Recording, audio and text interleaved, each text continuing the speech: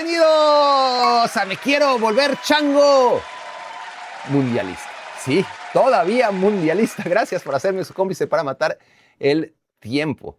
Resulta que, bueno, este mundial duró muchísimo y aquí todavía tenemos un último tiempo extra. Para aquellos que no lo tienen claro o que ya se les olvidó, grabé la primera parte de este último episodio de Mundialazo el lunes, tras la Copa Mundial, tras la premiación de España. Volví a Connecticut y grabé alegremente el que debió ser el último capítulo. No contaba con que a la reflexión número 13 iba a ver el reloj y ya me tenía que ir en chinga. Por lo cual tuve que dejar estas reflexiones no a la mitad, pero sí tras 2/3 partes. Hoy toca entonces reanudar con las 7 últimas reflexiones de esta Copa Mundial 2026. Tuve que dejarlo a la mitad porque me fui a ESPN, pues tenía un show en vivo. La verdad es que hay dos cosas de las que nunca me oirán quejarme, jamás. Una, ya la saben, es por el partido del tercer lugar. Jamás voy a tener una queja al respecto. Y la otra es sobre mi trabajo. Me quejaré de muchísimas cosas, pero esas cosas, de esas dos cosas en particular, nunca. Eso no implica, pues, aportar el facto de que desde el 3 de junio, que fue mi último día de descanso, que había sido mi último día de descanso hasta hoy, 22 de julio, pues fueron 48 días consecutivos de asignaciones.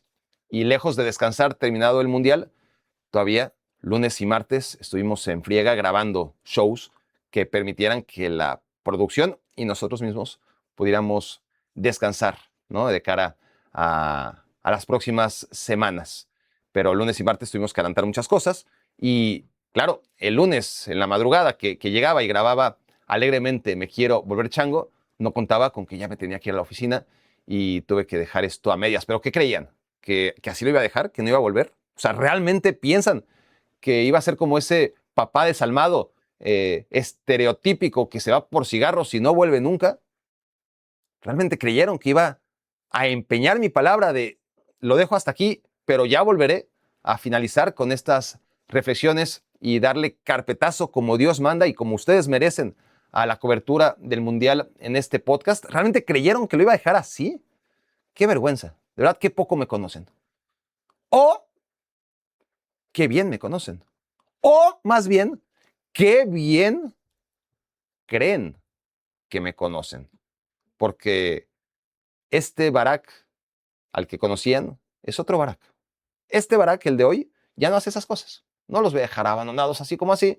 No voy a dejar que las últimas reflexiones, solamente porque ya dije las más importantes, que son las de arriba, ya fueron dichas y ya, ¿a quién le importa que cierre el podcast? A ustedes les importa.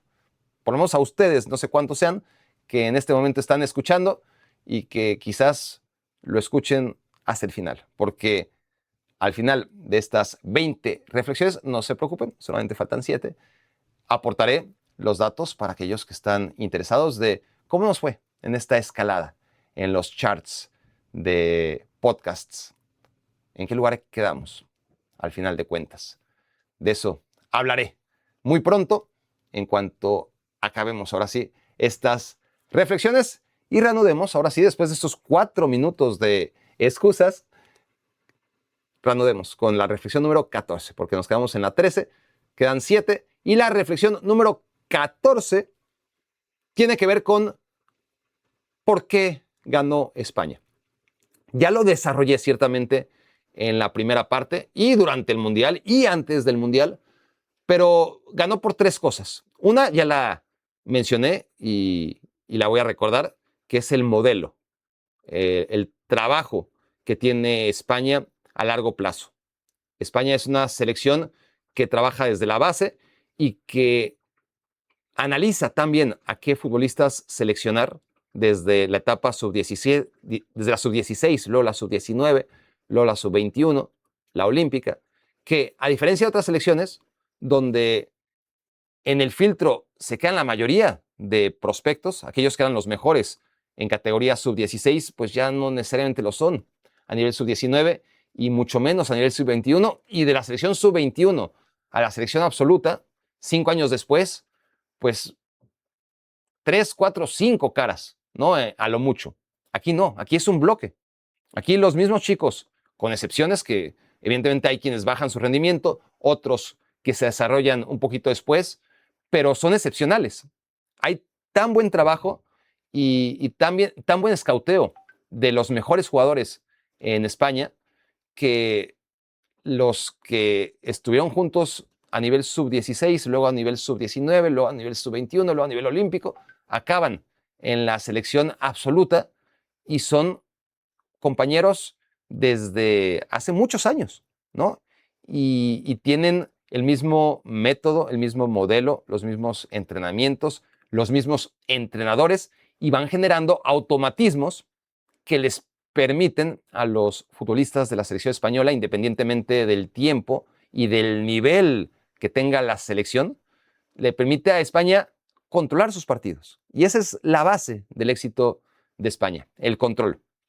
No es suficiente, porque España controló también sus partidos en 2014 y en 2018 y en 2022 y no le sirvió para ni madre ese control, porque no se trata solamente de tener la pelota, sino de tener fluidez y de tener penetración y de tener ritmo y de no andar espeso, como le ha pasado tantas veces a España.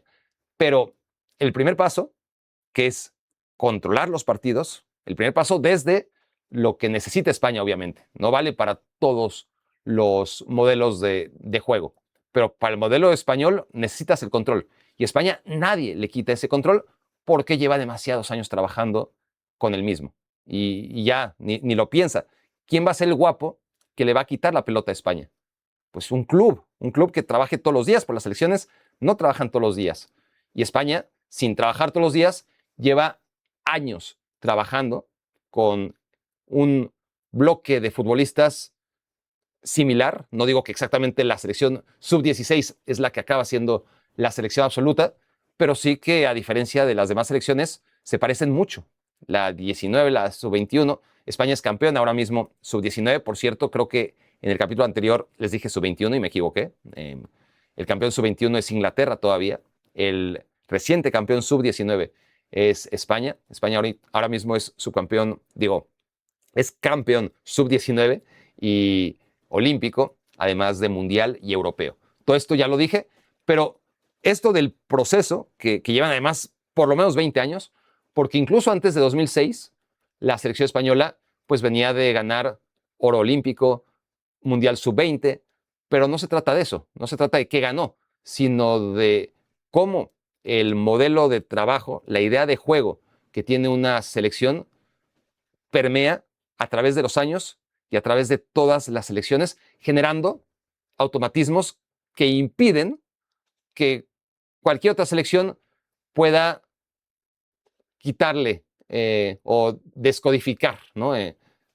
A la selección española. Y cuando me refiero a eso, me refiero a tener la pelota, controlar la situación.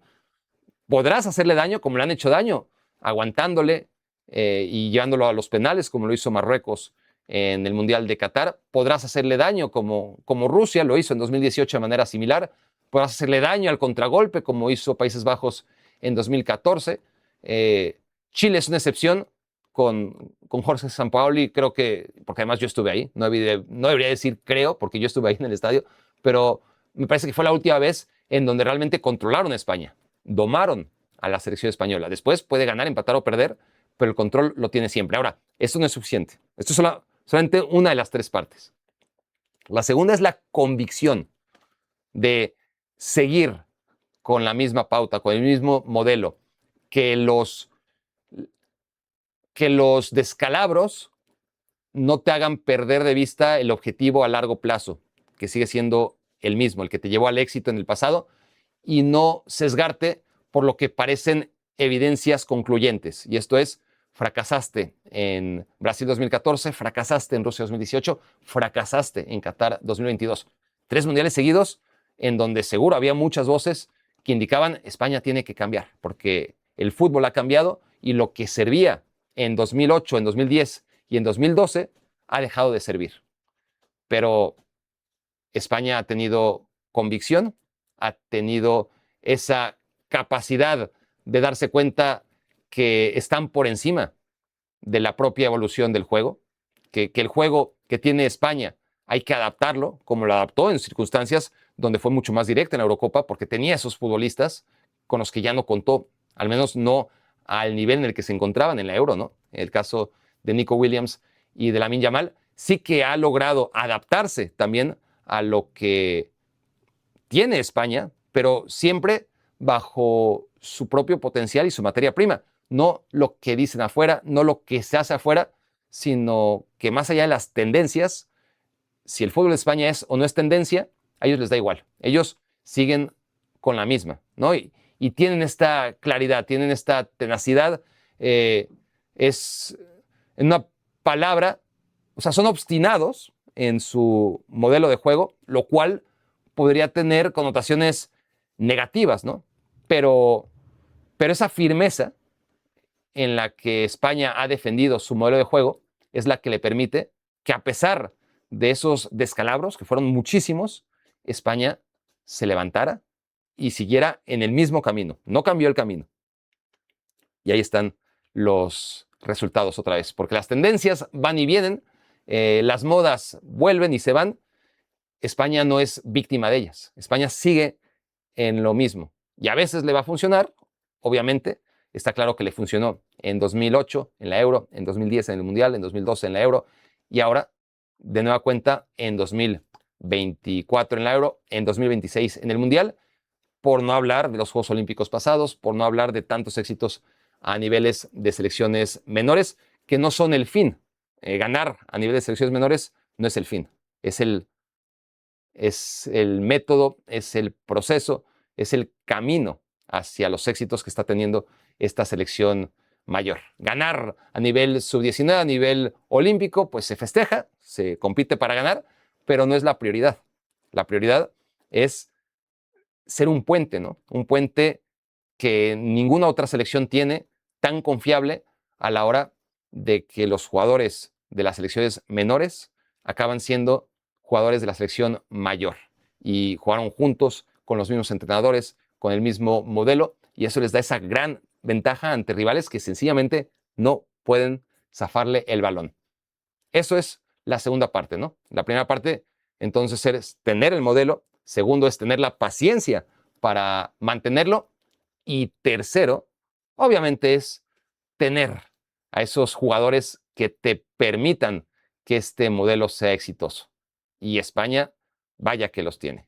Más allá de que si comparamos la generación de 2010 con esta, pues sería muy difícil, ¿no? Si agarramos a los jugadores de 2010, obviamente no hoy, sino en 2010, en el nivel en el que se encontraban en 2010, y los comparamos contra los de 2026.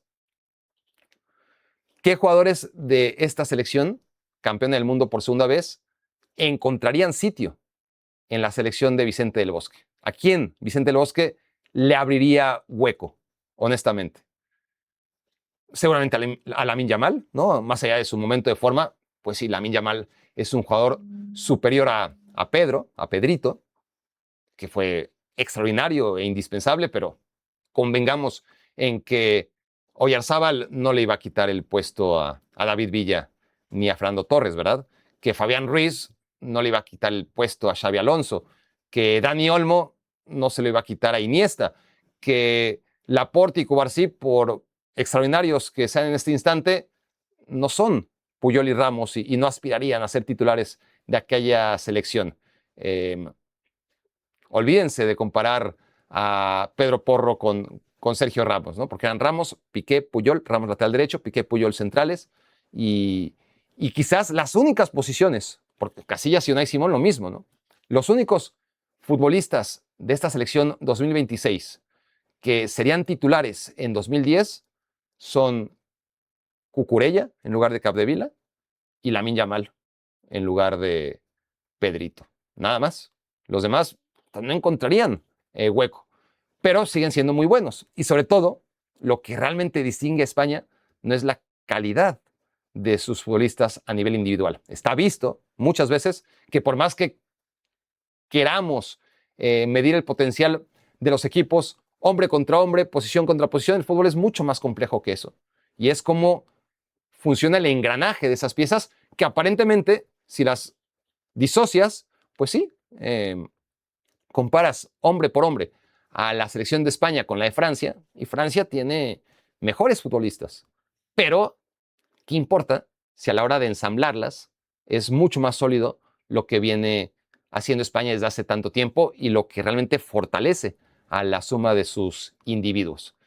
Ahí está el éxito de España, y esto me lleva a un extra, porque además de esas tres indispensables razones por las que España es campeón del mundo, y repito cuáles son: el modelo de trabajo, uno; la paciencia y la firmeza con la que se ha mantenido, dos; y la calidad de los jugadores que pueden hacer que sea sustentable, ¿no? Sigue formando buenos futbolistas, aunque no todos tengan que ser irrepetibles como aquellos de 2010.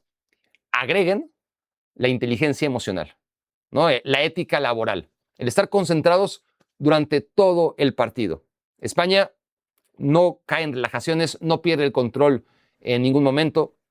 Diría yo que después de los 3 primeros encuentros en fase de grupos, donde sí despertaron ciertas dudas, donde todavía la selección española no era lo que se convirtió a partir de los 16avos de final, porque ya en 16avos de final, y está grabado, yo dije, qué buenos momentos, no digo que todo el partido, pero qué buenos momentos tuvo España en contra de Austria, recordando la mejor versión de una Eurocopa, que ahí sí España fue mejor, ¿no? Y en eso coincide también respecto a la de 2010.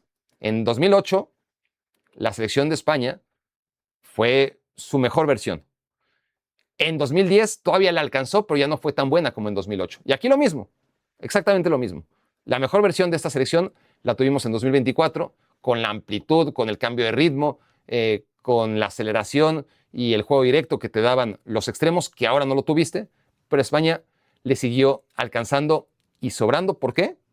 Por la inteligencia emocional y por la ética laboral de jugadores que no van de estrellitas, que están concentrados todo el partido, que obviamente tienes a jugadores como Rodri, específicamente Rodri, que se multiplica y parece que está en 3 partes a la vez, para inhibir el juego de los rivales, y no es casualidad que Francia y Argentina y Bélgica y todos los rivales de España a partir de 16avos de final hayan dado su peor partido contra España, ¿no? Entonces, España, después de las dudas que decíamos, ciertamente tuvo en fase de grupos, ya no volvió a sufrir.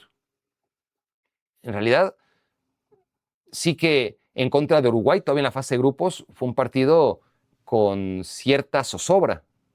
Contra Austria, para nada, en ningún momento. Contra Portugal, más allá de que se definió en el último minuto con gol de Miquel Merino, tampoco hubo un momento en el que España sufriera. Más allá de ver el reloj y decir, puta, esto sigue 0-0, ¿no? En cuartos de final, igual, aunque llegó el 2-1 de Miquel Merino en contra de Bélgica, el partido iba 1-1, realmente España en ningún momento perdió el control. En semifinales, mucho menos.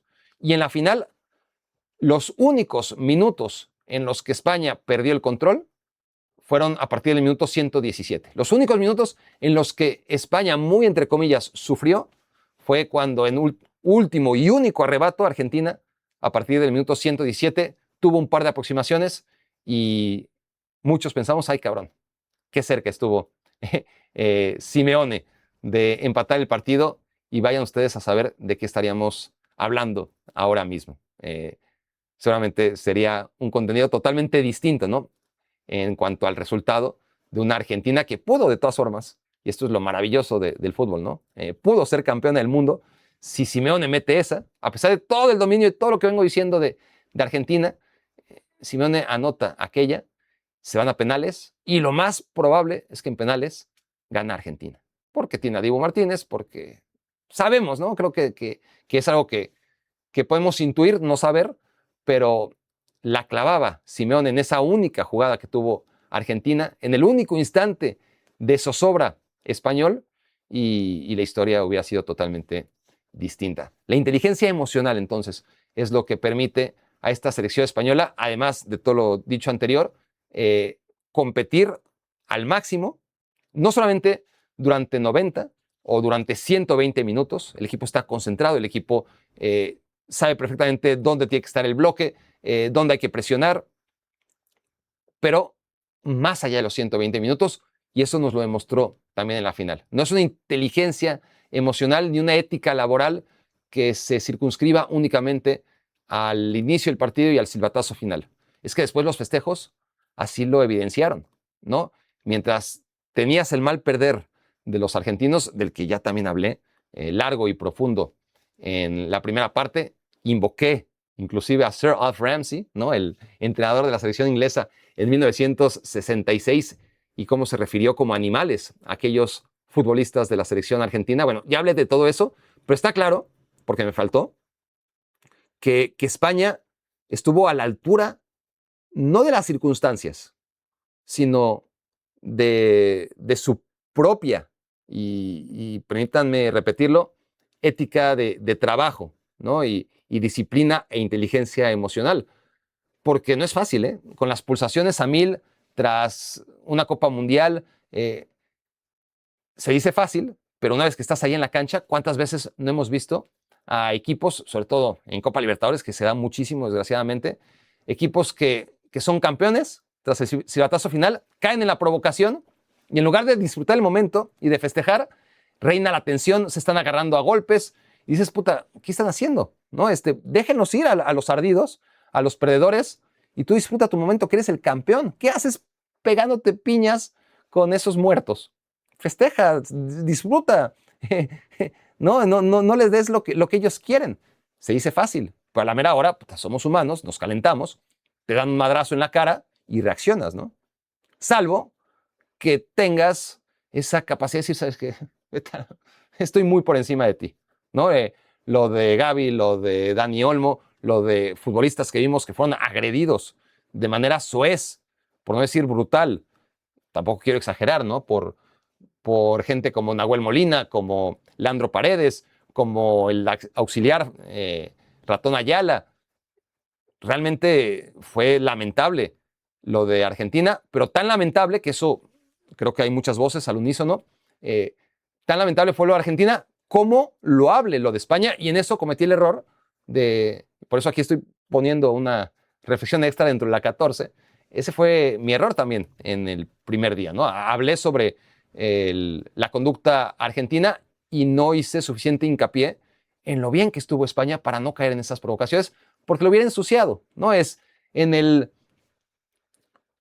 falso afán de ser hombrecito, ¿no? Como se decía en la antigüedad, de no dejarse pisotear, de hacerse respetar, pues la mayoría hubiera respondido, ¿no? Ante golpes en la cara, ante jalones, y los jugadores españoles estuvieron a la altura de sí mismos, ¿no? De decir, a ver, este es un momento que no nos lo van a robar. Nos la pelaron en la cancha y aquí nos la van a pelar también. No vamos a decidir quién es mejor a la hora de los madrazos. Aquí estamos para jugar fútbol. Y le dimos una super madriza. No vamos a ensuciarlo. No vamos a dejar que nos empaten, ¿no? Más allá del silbatazo final.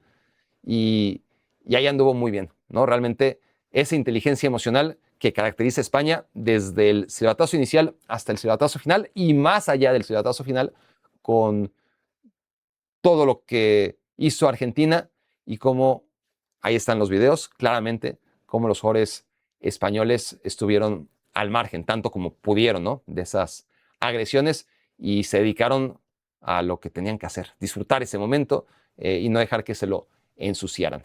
Reflexión número 15. Hablé de Nahuel Molina y tengo que volver a hablar de Nahuel Molina. Me referí en semifinales y también en el partido por el tercer lugar a lo que suele ser el punto débil de cada equipo y cómo en este tipo de partidos el peor jugador de la cancha es el que acaba decidiendo quién pierde. No el mejor jugador de la cancha es el que acaba decidiendo quién gana, tantas veces como el peor jugador de la cancha es el que define quién pierde. Lo hemos visto una y otra y otra y otra vez. Sobre todo cuando hablamos de super equipos, ¿no? Porque cuando no son super equipos, pues hay muchos futbolistas de un nivel cuestionable o lejano a la superélite.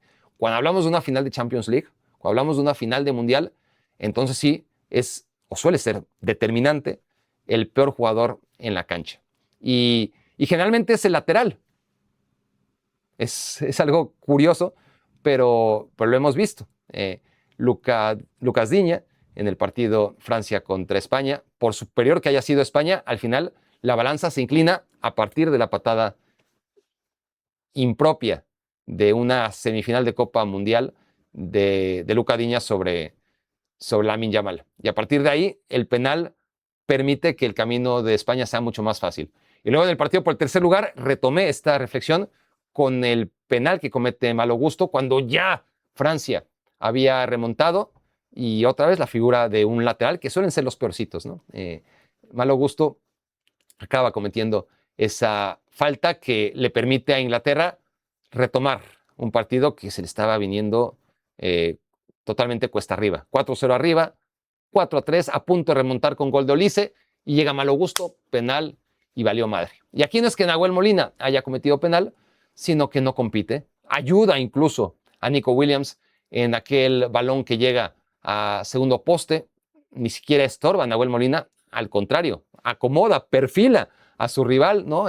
Muy mal, como todo el Mundial. Al final de cuentas, no solamente es por una jugada, cada gol de Argentina, o en la gran mayoría de estos, para no ser radical, en la gran mayoría, ahí está Nahuel Molina en la foto final, siempre pudiendo hacer algo más y exhibiendo sus limitaciones. Y esa es una de las razones también por las cuales pierde Argentina. A final de cuentas, porque es peor equipo, porque no salió a ganar. Si lo hubiera hecho, seguramente hubiera perdido mucho antes, todo hay que decirlo. Y aún así, estuvo a eso, ¿no? A que le invocara Giuliano Simeone y estaríamos hablando de otra historia, probablemente. Pero la historia es que otra vez, más allá de la superioridad de un equipo sobre el otro, no determina tanto quién es el mejor en la cancha, quién tiene al mejor futbolista, sino como los 22 son muy buenos, quién tiene al peor. Y otra vez, el peor, evidentemente, fue un lateral, se llamaba Nahuel Molina, sobrevivió Argentina a su presencia durante muchos partidos, pero ya está. Tampoco voy a decir que fue el culpable único. Obviamente es una jugada en la que el propio Giuliano Simeone tiene responsabilidad, porque al final el que pierde la marca de Fran Torres es Simeone. Pero Molina, no jodas. Molina, hay que revisar cada gol de Argentina en esta Copa Mundial y cómo Molina está ahí, ¿no? Muy cerquita de las acciones, como testigo directo, y en gran parte de ellas como un futbolista que pudo y debió hacerlo mejor. Reflexión número 16. A propósito, otra vez, retomando y ya dejando de lado por fin todo el post partido.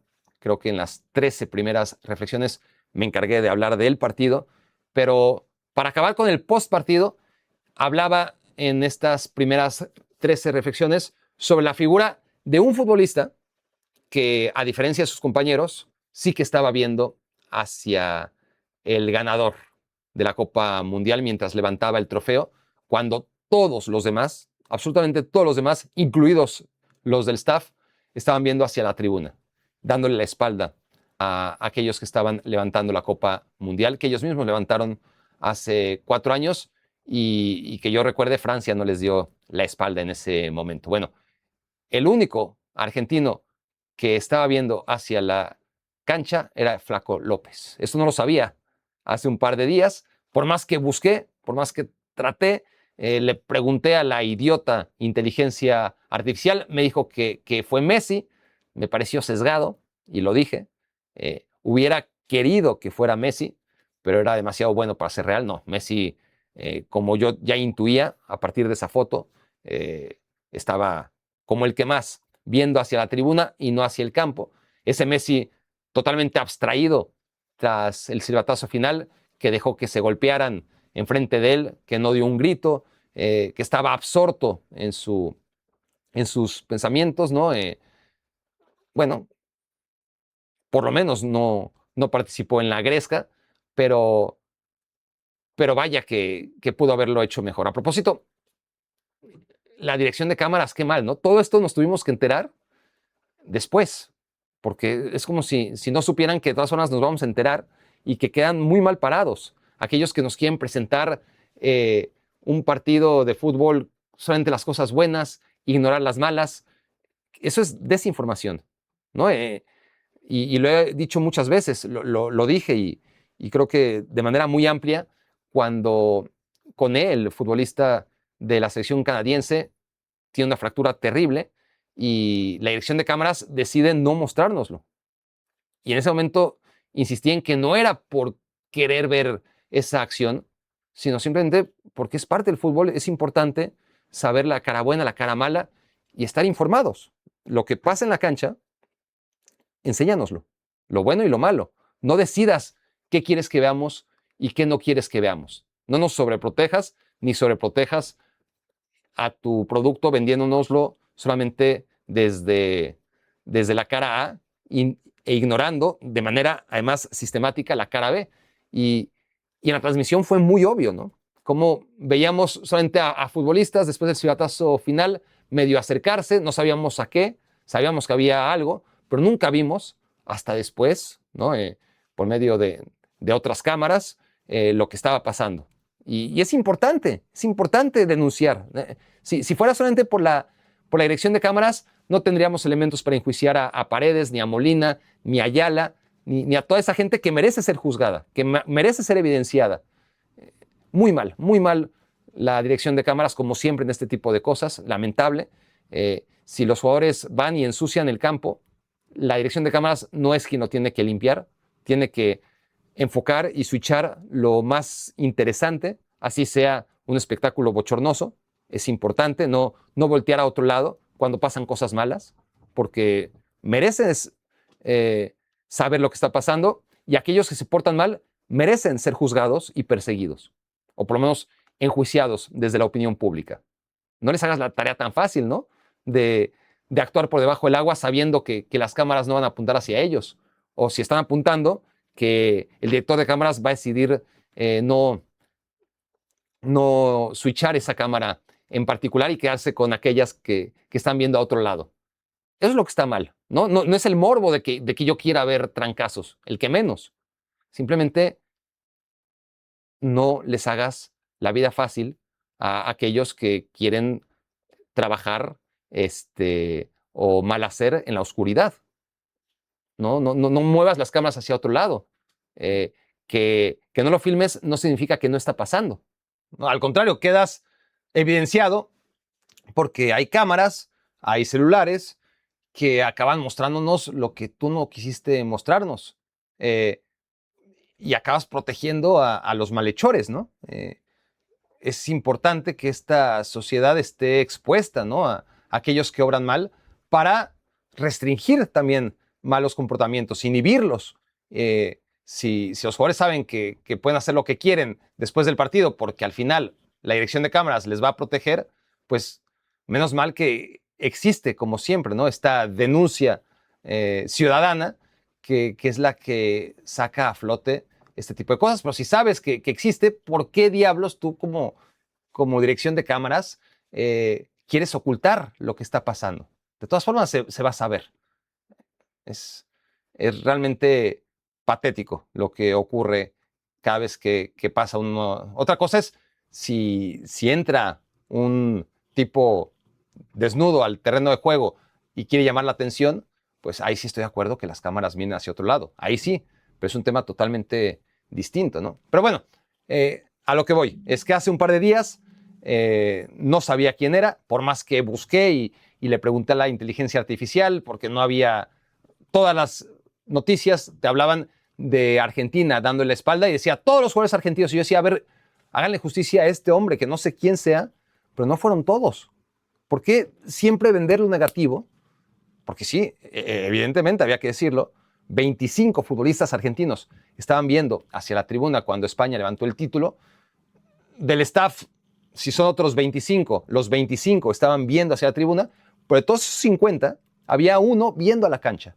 ¿Quién es? Y por más que busqué, todas las noticias apuntaban a decirnos que Argentina había visto hacia la tribuna, cuando la foto nos decía otra cosa, que había uno que no lo había hecho. Y claro, la inteligencia artificial también sesgada a favor de Lionel Messi, lo cual es increíble. Decía, no, era Lionel Messi. Yo, no es Lionel Messi. Me gustaría pensar que es Lionel Messi, pero no. Total que por fin, 2 días después, hurgando, encontré la respuesta y era el Flaco López. Bueno, felicidades al Flaco López. El futbolista, seguramente si de aquí a unos años hacemos un ejercicio de memoria, los 26 convocados por Scaloni, quizás el Flaco López va a ser el último en recordarlo, ¿no? De hecho, si hubiéramos previsto una lista de 26 seleccionados, no hubiéramos pensado en que Flaco López iba a acabar en esta selección. Se dio finalmente por lesiones que el jugador del Palmeiras acabara en esta selección. Y miren, todos mis respetos a este futbolista, porque ciertamente dependiendo de la foto, pues la foto solo te captura un momento, ¿no? Había en esa foto particular un futbolista volteando hacia la cancha, pero tenía la postura hacia la tribuna. No dudo que la mayoría de los que estaban viendo hacia la tribuna en algún momento hayan volteado, pero de todas formas le estaban dando la espalda, ¿no? En una clara señal de falta de respeto, a diferencia del Flaco López, que estaba viendo, al menos por un instante, hacia donde tenía que ver. Así que, bueno, si Lionel Messi es el jugador más famoso de la selección argentina, definitivamente Flaco López es el menos famoso y fue el que tuvo esa humildad o ese sentido común necesario para hacer lo que tenía que hacer, que no es tan difícil, ¿no? Simplemente orientar su cuerpo hacia donde tenía que hacerlo en ese instante. Reflexión número 17. La final. A la final le sobraron, o al Mundial en realidad, al Mundial, le sobraron 4 cosas. Ya es una de las últimas reflexiones, ahondando más en lo que dejó esta Copa Mundial. Reflexión número 17. A este Mundial, que fue bueno en términos generales, le sobraron 4 cosas. 4 cosas que lo ensuciaron. Uno fue Donald Trump.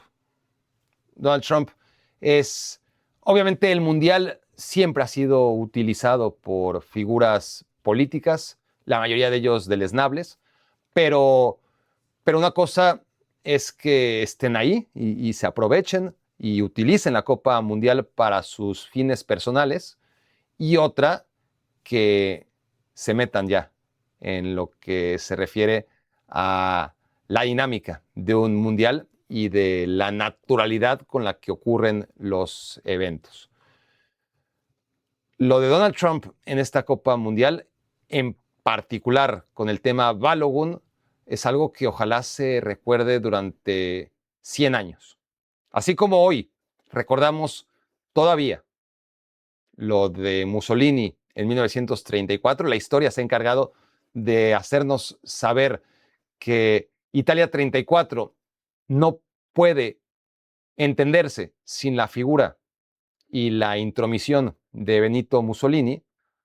Hoy, 92 años después, estamos viviendo algo con la evolución que mal que bien ha tenido el mundo, pero algo que no es tan distinto. Y ojalá de aquí a 100 años se siga recordando este mundial por lo que hizo Donald Trump respecto a la suspensión de Balogun. Algo sin precedentes y que ojalá de aquí a 100 años se siga recordando, porque significará que tampoco hubo postcedentes, que no fue la primera vez en la que se aplicó arbitrariamente algo que no se había aplicado prácticamente nunca para defender los intereses del equipo anfitrión. Porque va a ser muy mala señal si de aquí a 92 años no se recuerda lo que ocurrió, porque querrá decir que ya no fue extraordinario, que ocurrió ya varias veces camino al Mundial de 2100, ¿qué? El Mundial de 2118, ¿no? Para pensar en 92 años de aquí a que ocurra esa Copa del Mundo. Lo de Donald Trump y la llamada a Infantino es algo que ojalá quede como eso, como algo extraordinario, algo patético, pero algo que pertenece solamente al Mundial de 2026. En la medida en la que se pierda el recuerdo, malas noticias, ¿no? Querrá decir que cosas como esta seguirán pasando, ya sea con el rey de Marruecos o en 2030 o con el jeque de Arabia Saudita en 2034, etcétera, etcétera. Tenemos que recordar lo malo para protegerla, para que siga siendo sustentable, ¿no? Porque si casos como los de Mussolini, el jeque y Videla y Trump son cada mundial, entonces, y vaya que han sido en bastantes mundiales, se corre el riesgo de normalizarlo y no puede ser normal. Sigue ocurriendo. Afortunadamente, al menos en 2026 no tuvo implicación en el resultado final, pero vaya que lo ensució. Otra cosa que le sobró a este mundial fueron las pausas de hidratación. Ya demasiado cortado está un partido de fútbol con la intervención del VAR, con el intervencionismo del VAR en muchas jugadas donde no tendría que hacerlo o donde tendría que ser mucho más rápido. El juego se traba constantemente, es una tortura en muchos encuentros tener que pausar y dejar de ver acciones. De por sí dura mucho un partido, para encima que le metan esos minutos extra innecesarios. A veces sí se necesita, pero son excepcionales. Generalmente podrías evitar el VAR y encima le metes los 6 minutos de hidratación, ¿no? 3 minutos en el primer tiempo, 3 minutos en el segundo tiempo, cuando no están. Además, se utiliza de manera vil el tema de la hidratación, es decir, la salud, que es la prioridad de los futbolistas, se utiliza como máscara, ¿no? Para tapar lo que es evidente, lo que se quiere hacer, que es vender esos minutos extra, que es algo lo que buscó la FIFA y no se atrevió durante tanto tiempo. Se atrevió Infantino, que ha sido el más descarado de todos, ¿no? Y qué mejor mundial para hacerlo que el de Estados Unidos, como metrópolis del consumismo. Ojalá no se repita, ojalá quede también este mundial como aquel en el que, en nombre de una causa justa, que es la hidratación de los futbolistas, se vulneró la continuidad de los partidos todavía más. La tercera cosa que les sobró fue el espectáculo de medio tiempo y la final en general. La final, por hablar de 3 cosas que les sobraron a este mundial: Donald Trump, la pausa de hidratación y la final en general. Tanto el partido, que fue muy flojito, de las peores finales en la historia, como el espectáculo de medio tiempo y particularmente el momento en el que entra Justin Bieber, que es el más anticlimático que pueda recordar en cualquier momento de mi vida.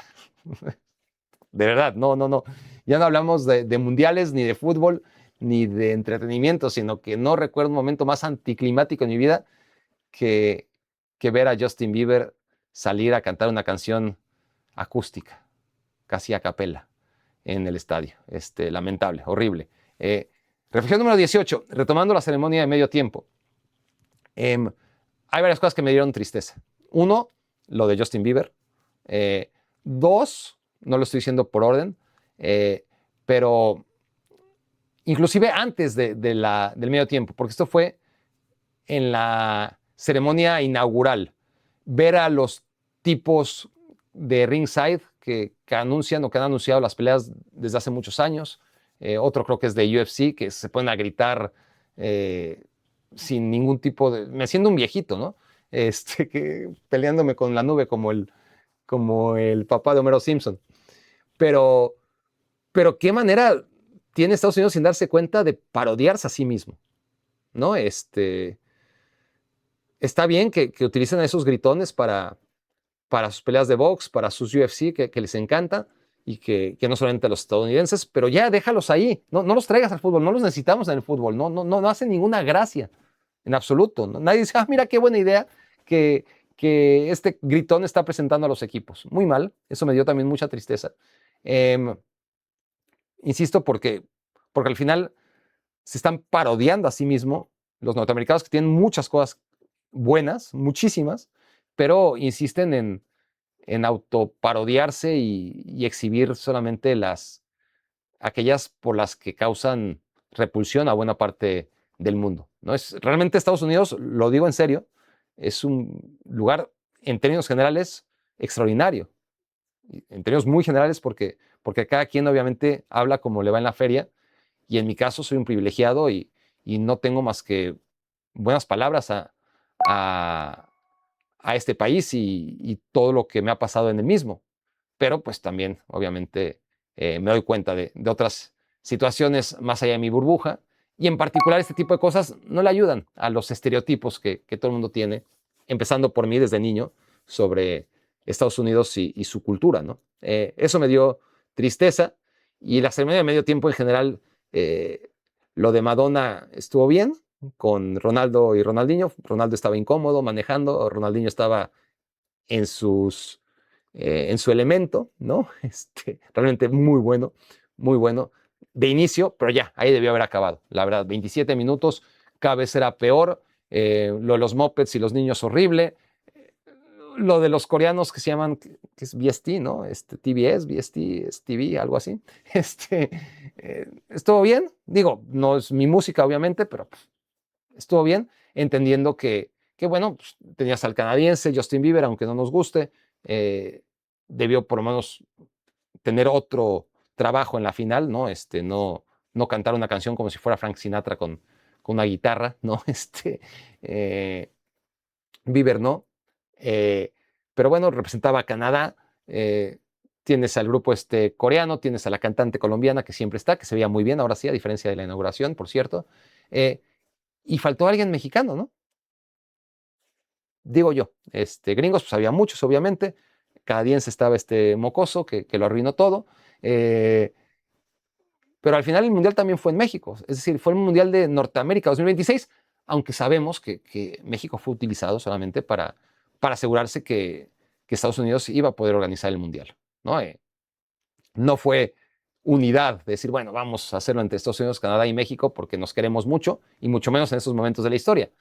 Fue porque no quería CONCACAF perder este mundial ante Marruecos. Marruecos chingue, chingue, chingue, lleva chingue, chingue, chingue, chingue, chingue, chingue con organizar un mundial desde tiempos inmemoriales. Le dediqué un video por si están interesados, por cierto, a todos los mundiales que no fueron, a todas las sedes que fueron candidatas y que no ganaron el mundial, y Marruecos lo intentó 5 o 6 veces hasta que aquí Infantino se las arregló para convencer a España y a Portugal que integraran a Marruecos en su mundial.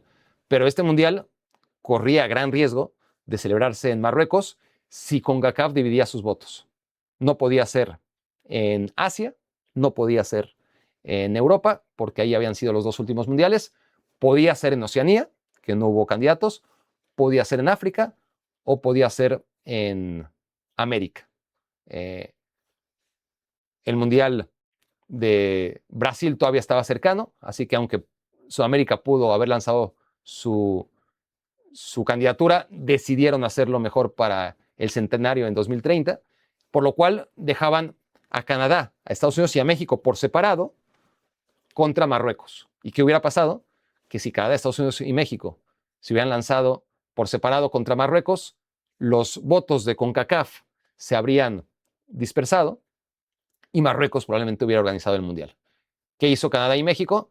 Entendieron que contra Estados Unidos no iban a pelear y que más valía tener una parte del pastel y unirse a Estados Unidos. Y Estados Unidos entendía que si lo montaba Estados Unidos solo, no es tampoco el país más popular del mundo, y que necesitaba caer un poquito más simpático con México y con Canadá, fortaleciendo a Estados Unidos y, por supuesto, sobre todo, evitando que los votos de CONCACAF se dividieran y con ello obraran a favor de Marruecos. Esa fue la realidad por la que México fue organizador, entre comillas, del Mundial. Tuvo sus partidos, tuvo su 10%, un poquito menos de Copa Mundial, pero por lo menos hubiera tenido el 10%, ¿no? En el espectáculo lamentable, pero que una vez que lo haces, pues, a ver, es el espectáculo de medio tiempo, es el Mundial de Canadá, Estados Unidos y México. Tienes 27 minutos, que es el doble de lo que debió haber durado. 27 minutos desde el silbatazo final del primer tiempo hasta el silbatazo inicial del segundo tiempo, ¿no? Y eso también me dio tristeza, no ver nada. No hay nadie mexicano a la altura, realmente, del grupo coreano que causa sensación, o de Justin Bieber, o de Shakira.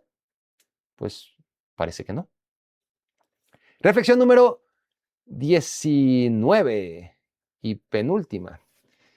Ahora vamos a lo positivo. Acabemos con buen semblante esta Copa Mundial. No, porque sí, llevo muchos minutos de amargura y el Mundial estuvo bien. Estoy llegando al momento en el que realmente vamos a acordarnos de la Copa Mundial. Estoy convencido por 4 cosas. Que van a pasar los años y los cuatrienios y va a haber 4 cosas que permanecen en el recuerdo colectivo de esta Copa Mundial. Y las siguientes son, o estas son las siguientes, ¿no? El campeón, como siempre te acuerdas del campeón, a veces también del subcampeón, pero el campeón siempre, ¿no? En este caso nos acordaremos de España, nos acordaremos de que Lionel Messi llegó muy lejos, no fue el Mundial de Messi al final, porque ni fue el campeón goleador, ni fue el Balón de Oro, ni fue lo más importante, bicampeón del mundo, pero estuvo ahí. Y vaya que fue emocionante, y vaya que fue histórico partido tras partido tras partido, hasta que dejó de serlo en la final. Pero en todos los partidos fue increíble lo que hizo a su edad, y creo que tendrá que ser recordado como aquel mundial en el que Messi estuvo mejor que nunca, increíblemente. Fue mejor incluso que en Qatar lo que hizo México. Lo que hizo Messi, perdón. El consciente, me traiciona el subconsciente. Lionel Messi hizo a los 38 años que empezó el Mundial y a los 39, que los cumplió muy pronto, el mejor Mundial de su carrera. Y esto tiene que recordarse, ¿no? Que Messi estuvo ahí y estuvo no solamente a la altura de su propio legado, sino que se encargó de dar su mejor Mundial en el que más implicación tuvo para su equipo, ¿no? Fue más importante Messi para llegar a la final en 2026 que Messi para ganar el Mundial de 2022, que fue vital, trascendental, pero ahí están las sensaciones y los números, y esa Argentina, por lo menos tenía a Ángel Di María y tenía a actores secundarios en mucho mejor estado de forma que lo que tenía Messi con esta selección argentina, a la que pudo y supo llevar hasta la final. La tercera razón por la que tendremos que recordar este Mundial, estamos condenados y es una preciosa condena, es Cabo Verde. Cabo Verde, esa nación tan pequeñita, que ya era un milagro que se metiera al Mundial. Ya el solo hecho de que fuera una de las 48 selecciones ya era algo pintoresco. Ahora, no solamente que se metiera, sino que no perdiera ningún partido. Lo perdió en tiempo extra contra Argentina en 16avos de final, no antes. En el grupo quedó invicta. Empató contra España, empató contra Argentina en tiempo reglamentario, y eso ya era extraordinario antes de saber que España y Argentina iban a acabar jugando la final del Mundial.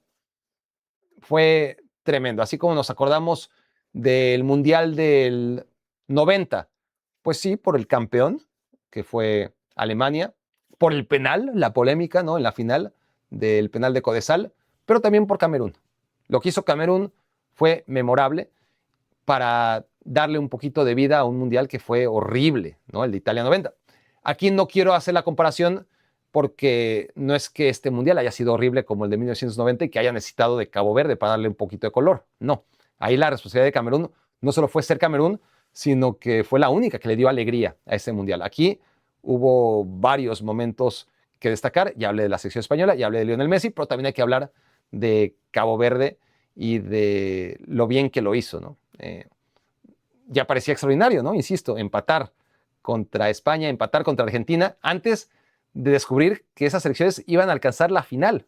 Cabo Verde es un país tan pequeñito que verlo en el Mundial ya era absolutamente pintoresco, ¿no? La tercera nación más pequeñita de África, ¿no? Y África, siendo un continente de 50 y tantos países, tiene en Cabo Verde un representante no solamente carismático, sino de un fútbol excepcional, ¿no? No es que se encerraran y consiguieran los empates. Contra España sí. Hicieron un partido muy inteligente. Tuvieron alguna ocasión de gol, pero básicamente se dedicaron a entorpecer a España. Nadie puede desnaturalizar a España, mucho menos Cabo Verde, ¿verdad? Pero si hablamos del partido contra Argentina, le jugaron de tú a tú y metieron el mejor gol del Mundial, además. Entonces, con Cabo Verde, yo me quedo además con una imagen por encima de Rodri levantando la copa, por encima de Messi rompiendo récords, de Mbappé, de Haaland, de Kane en su momento, ¿no? Porque era una lucha entre Kane, Haaland, Messi, Mbappé, Dembélé en su momento, el mismo Vinicius, los nombres más populares del juego, para que al final acabara siendo el mejor de todos Rodri, ¿no? Que es el símbolo de todo lo que no es un tipo popular, famoso, estrella hollywoodense, como si son los demás, ¿no? En estos tiempos de celebridades, que más que futbolistas son celebridades, todos los que además son muy buenos futbolistas y por lo tanto lo demostraron, metiendo todos los goles que metieron.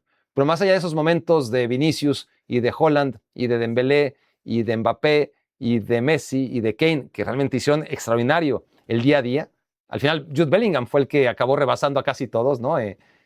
Siendo también uno de los jugadores más reconocibles. Al final, de los futbolistas más famosos que estuvieron en este mundial, de los 10 futbolistas más famosos, los únicos que no dieron la talla, y además se entiende, son Neymar, Cristiano Ronaldo y Lamine Yamal. Los otros 7, yo creo que si hacemos una lista de los 10 futbolistas más famosos, los otros 7 estuvieron excepcionales, ¿no?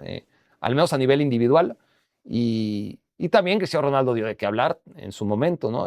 Tampoco, como él mismo dice, tampoco lo hizo tan mal, pero no fue uno de los figurones como si los otros 7, ¿no? Y cuando digo 7, me refiero a ver si me salen las cuentas. Messi, Dembélé, Mbappé, Haaland, Kane, Bellingham y Vinicius. Yo creo que sí, o sea, todos en su momento, hasta que fueron eliminados, estaban metiendo gol en cada partido que jugaban, ¿no?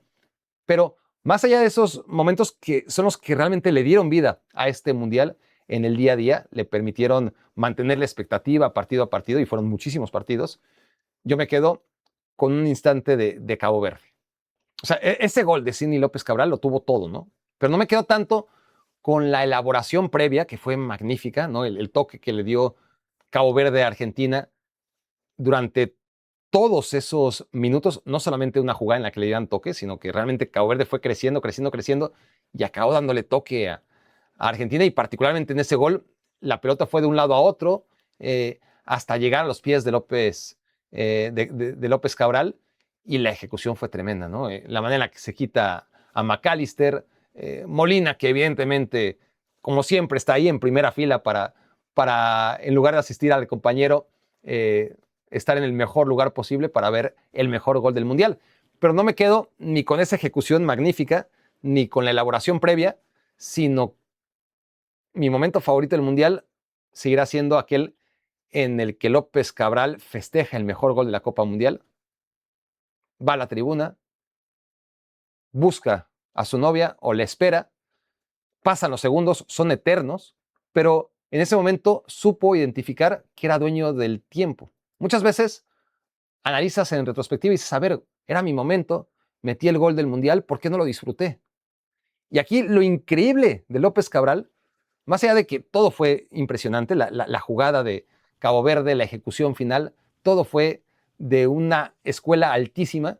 Después, lo más difícil de todo fue que el futbolista, en ese momento, con las pulsaciones a 1000, con el partido que estaban jugando, los jugadores no piensan, honestamente, ¿no? O ninguno de nosotros lo hacemos cuando estamos intentando jugar al fútbol. Y, y lo natural sería que después del partido, un mes después, años después, dijera, puta, ¿por qué no disfruté ese momento?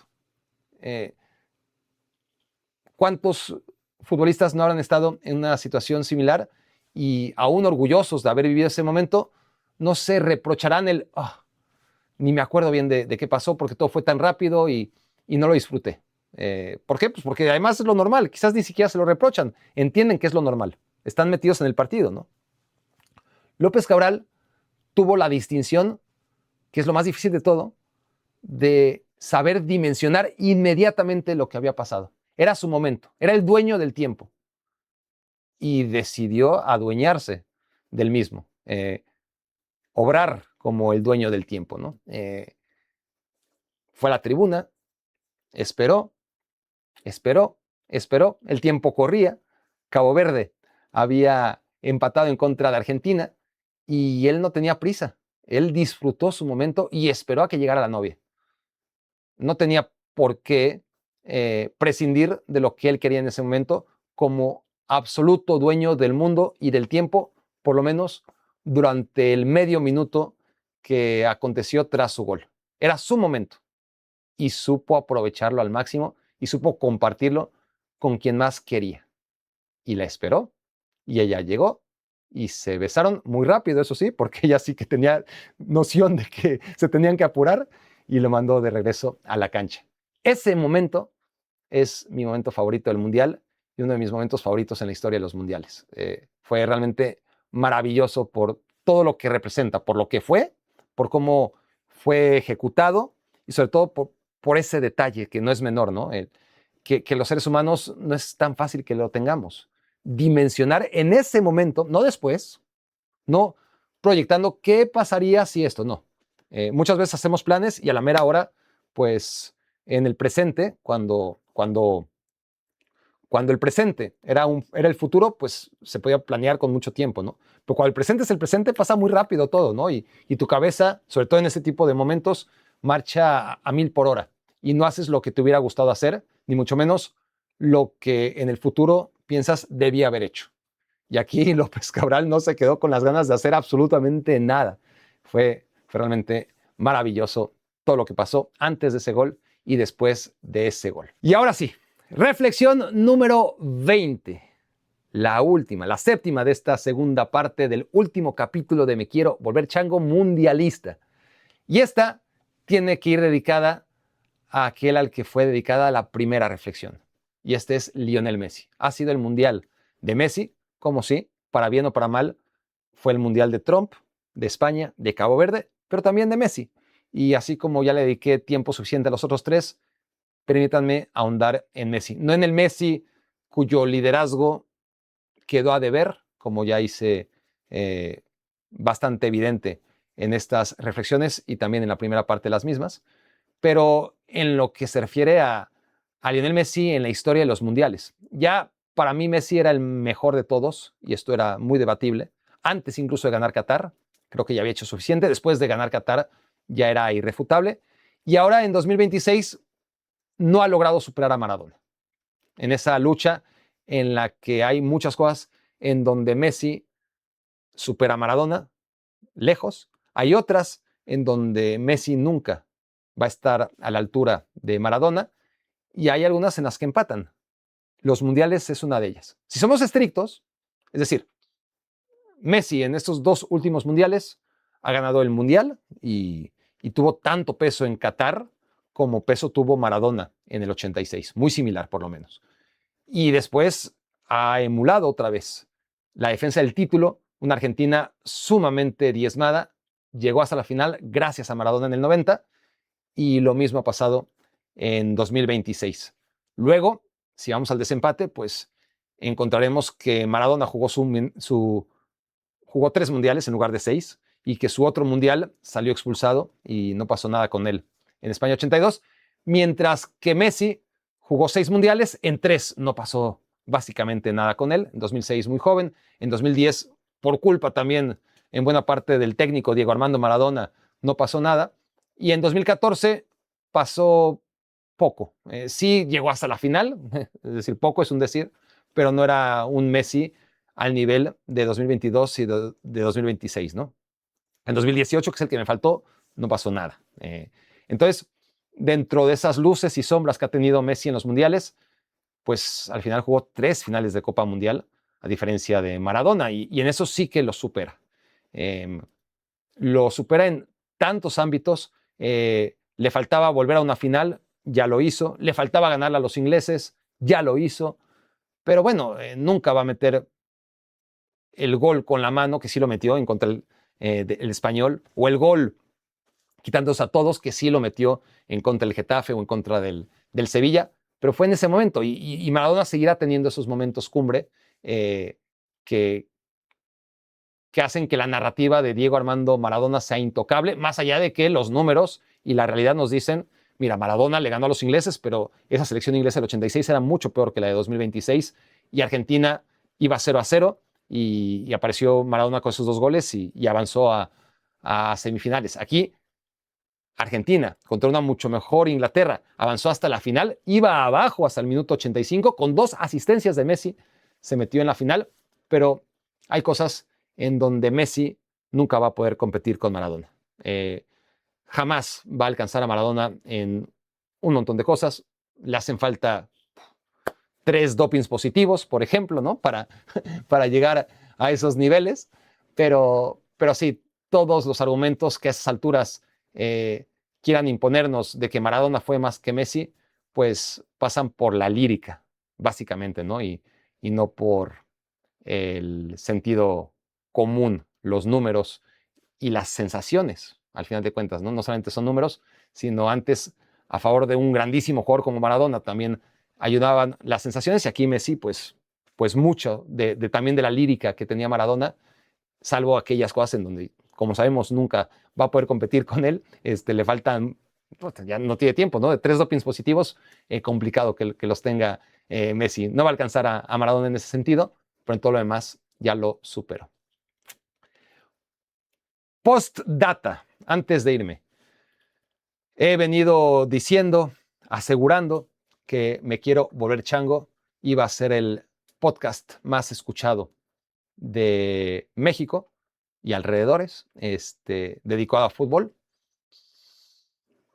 Esto basado en que lo fuimos en Qatar 2022. Lo que pasa es que lo que seguía yo en Qatar 2022 eran los charts dedicados únicamente a Apple Podcast, no a Spotify, que creció mucho, ya era muy grande, hace 3 años y medio, pero por ese momento, por alguna razón, decidí, seguramente de manera selectiva, no incluir Spotify, que al final es donde la gente escucha más los podcasts.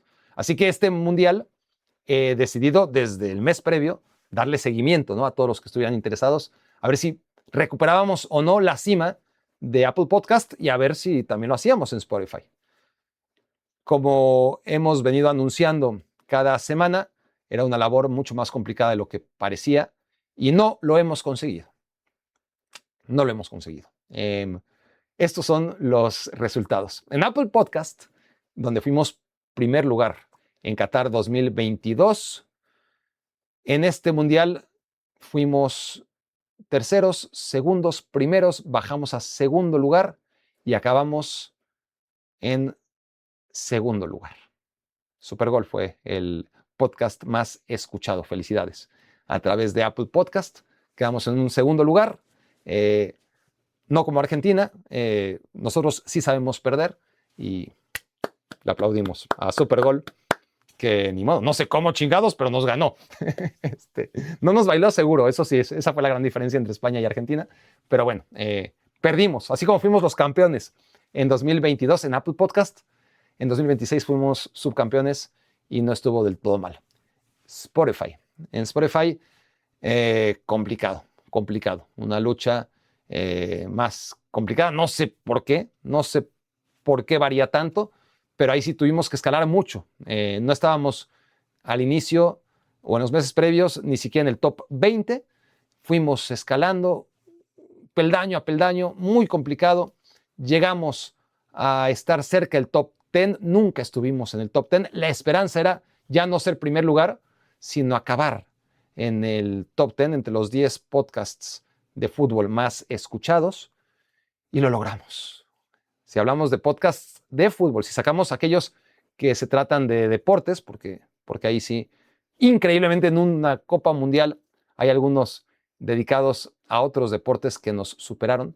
Pero si hablamos de el compromiso, el propósito, el objetivo, que era acabar como número 1, o por lo menos entre los 10 primeros de los podcasts de fútbol más escuchados en México, y esto porque así se tiene que medir por países, ¿no? O utilizas el cómputo global, donde quedamos muy mal parados, obviamente, o lo tienes que regionalizar solamente a México. Si pudiera haber un filtro en el que dijéramos, a ver, dame el podcast más escuchado, México más Colombia más Argentina más Estados Unidos, no tengo duda que seríamos el número 1.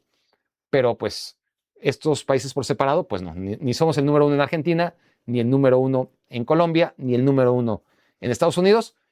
Y donde más cerca estamos es pues en México, donde se origina este podcast y donde he llevado a cabo mi carrera periodística, ¿no? O mi carrera de entretenimiento. Total, que si hablamos de podcasts dedicados al fútbol en México, a nivel Apple Podcast, como ya dije, fuimos segundos, y a nivel Spotify fuimos noveno lugar. Así que en Apple Podcast hemos sido Argentina y en Spotify hemos sido México. México que acabó en el 9º lugar, y pues esa es nuestra realidad. Esa es nuestra realidad. 9º lugar en Spotify. Gracias por hacerlo posible. Y eso se trata como España. Hay que entender, no solamente estar de dientes para afuera admirando lo que hace España o siendo simplemente un interlocutor externo del buen trabajo, en este caso de la selección española. Tratemos en el día a día no solamente de admirar, sino de emular cada uno en nuestra trinchera lo que ha hecho la selección española, el trabajo de años, el compromiso durante años y el objetivo claro, y no tirar la toalla y no claudicar y seguir a la misma con esa tenacidad que nos ha faltado. Cada quien que haga autocrítica, este es un gran proyecto, gracias a ustedes es posible, ha tenido mucha tenacidad, pero le falta esa continuidad que nos permitirá seguramente en 2030, ahora sí, ser los número 1. Pero eso depende enteramente de mí y no de ustedes. Ustedes están ahí, gracias por hacerlo, y sé que estarán ahí también, muchos de ustedes. De eso me encargaré yo con el proceso que se viene encima de aquí a 2030. Esto fue Me Quiero Volver Chango. Muchas gracias por haberme hecho su cómplice para matar el tiempo.